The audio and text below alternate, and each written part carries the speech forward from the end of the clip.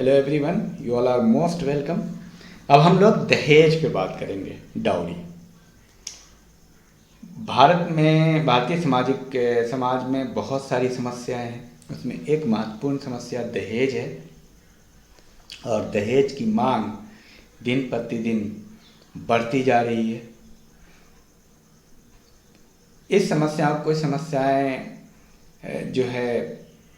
इस समस्या से संबंधित जो समस्याएं हैं, तो संयुक्त परिवार व्यवस्था की समस्या, अनमोल विवाह की समस्या, तिलाक, दहेज प्रथा, ये सारी विवाह बनाम प्रेम की समस्या, विधवा विवाह समस्या, ये सारी समस्या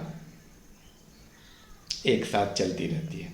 डॉक्टर राजेंद्र प्रसाद ने लिखा, हमारे समाज में लड़की का विवाह एक भारी हंगामा है। पहले तो पसंद के लायक लड़का मिलना कठिन होता है। इसमें जाति पाति का बखेरा तो रहता ही है। इसके अलावा ये भी देखना पड़ता है कि उसके घर में कुछ संपत्ति भी होनी चाहिए ताकि लड़की को वहाँ जाकर कष्ट ना हो। तो दहेज किसे कहते हैं, सबसे पहले ये जानना ज़रूरी है। दहेज कहते हैं लड़का द्वारा लड़की पे, लड़की के घर वालों पे ज़बरदस्ती आर्थिक मांग करना।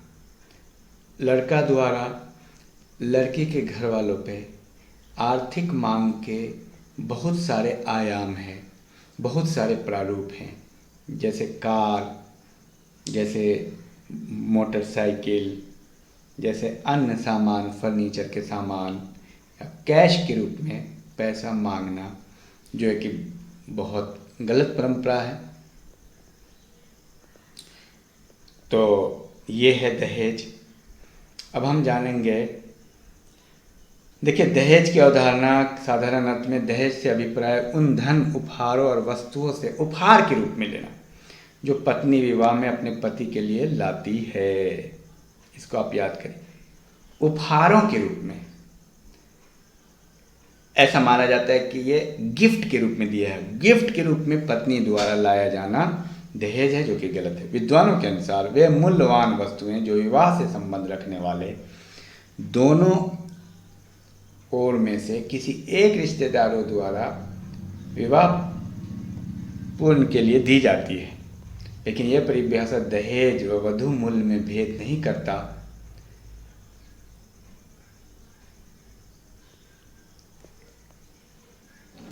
किंतु विवाह में प्राप्त हुई वस्तुएं केवल वधू ही नहीं, निजी संपत्ति होती है और कुछ वर के माता पिता को दी जाती है। तो दहेज की परिभाषा इस प्रकार ही की हो सकती है कि वे उपहार, मूल्यवान वस्तुएं जो वर व उसके रिश्तेदारों को विवाह में मिलता है, वधू वर को। परंतु दहेज कन्यादान और स्त्री धन की अवधारणा में भ्रम नहीं होनी चाहिए।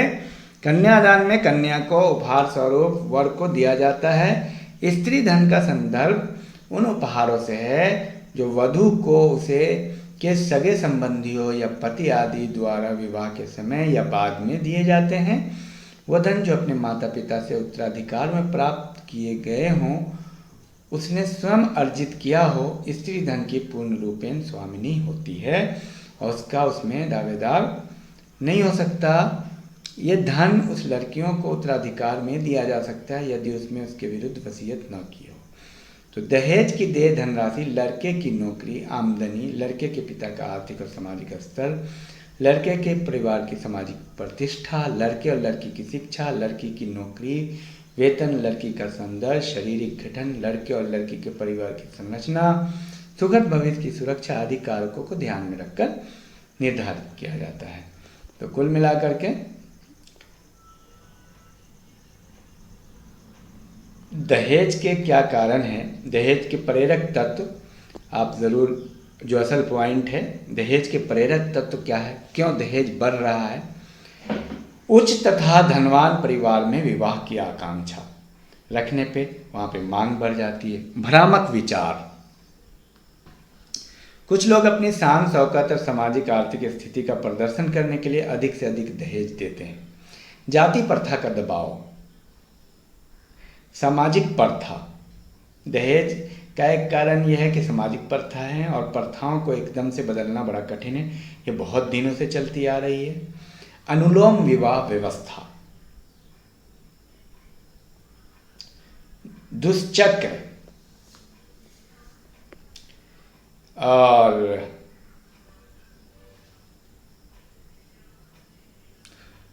वे समझते हैं कि इस प्रथा के कुछ लाभ भी हैं, उसको आप देख लीजिए, लेकिन ये गलत सोच है। गरीब वर्ग के गुणी लड़कों को उच्च शिक्षा देकर भविष्य बनाने की अवसर प्राप्त होते हैं।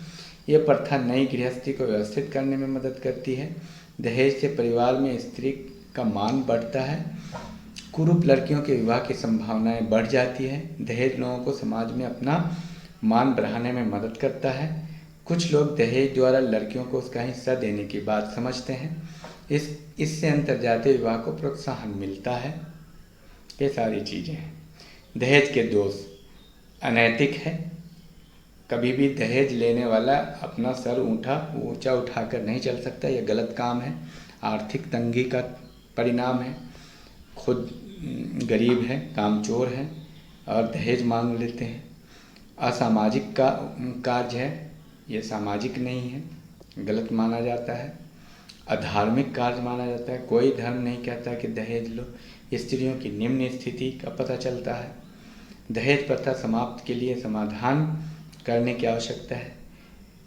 मुक्ति तभी संभव होगा, इसके निराकरण और समाधान के लिए एकजुट होकर धार्मिक, सामाजिक और राजनीतिक सब दृष्टियों से प्रयत्न किया जाए। सरकारी स्तर पे भी प्रयत्न होना चाहिए। सरकार इसके खिलाफ कार्य करे। विवाह के समय प्राप्त सभी उपहार, स्त्री धन कानूनी स्तर पर भी होना चाहिए।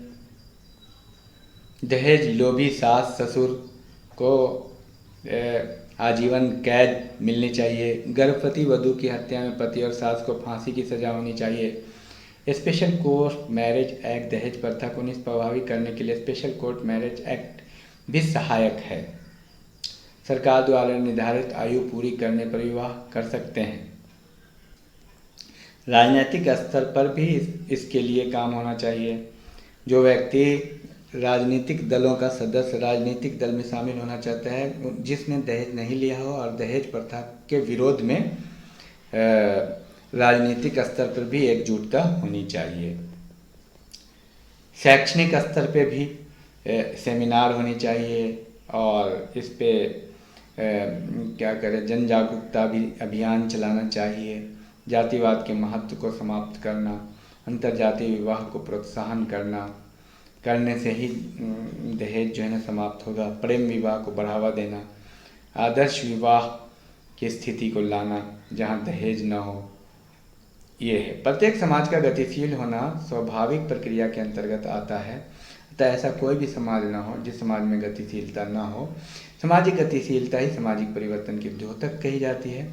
सामाजिक स्थितियों में पेशे, जनरीतियाँ, प्रथाओं, परंपराओं, भारतीय संस्कृति में तेजी से परिवर्तन हो रहा है। तो धीरे धीरे शिक्षा के कारण, स्वास्थ्य के कारण दहेज प्रथा पे लोग इसको बुरा मान रहे हैं। युवाओं ने इसके खिलाफ काफ़ी काम किया है और इस पे जैसे जैसे लड़कियों की शिक्षा बढ़ेगी, प्रेम विवाह बढ़ेंगे, अंतर्जातीय विवाह बढ़ेंगे, तो इस प्रकार से हम दहेज से, इस बुराई से छुटकारा प्राप्त करके समाज को हितकर बनाएंगे। Thank you, all the best.